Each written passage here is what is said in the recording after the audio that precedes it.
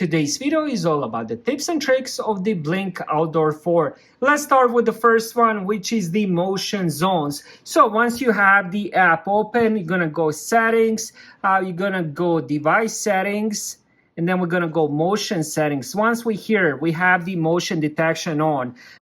Then we have motion recording types.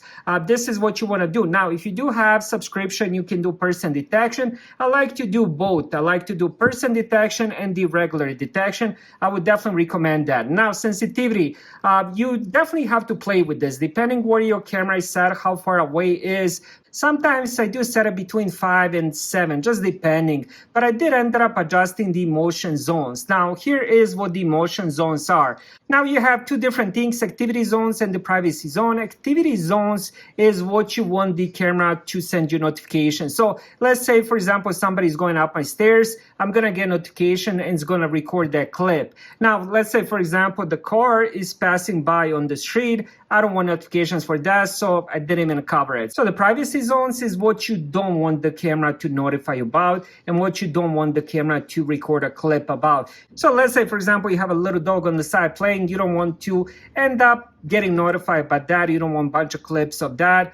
You can end up selecting that. Now, let's end up canceling this, and we're going to go back to the retrigger time. Now, this is adjust time after motion event during which the camera will not detect the motion. Now, what this does, after you have the clip recorded of some activity, after 10 seconds, it's going to record another clip. Now, you can end up setting this up to 1 minute. For me, I left it 10 seconds because my clips are pretty short.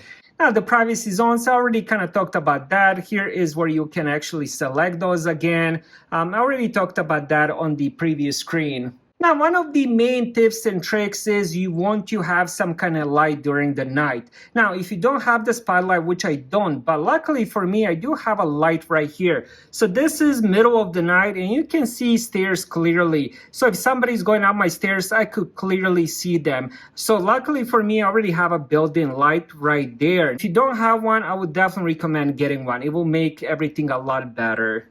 Now, when it comes to video and 4 settings, this is all my settings. So I have 30-second clip, video quality standard, which looks quite impressive even on the big screen. And then here, end clip early if motion stops. That's really important. Let's say you have a car passing by, which could only be 2 seconds. But if you have this off, it's going to record 30-second clip for nothing. So for me, since I have this on, it's just going to record 5-second clip or even 2-3-second clip, which is really important. You're not going to waste much storage. So those are some of my tips and tricks. Thank you guys for watching. Have a great day.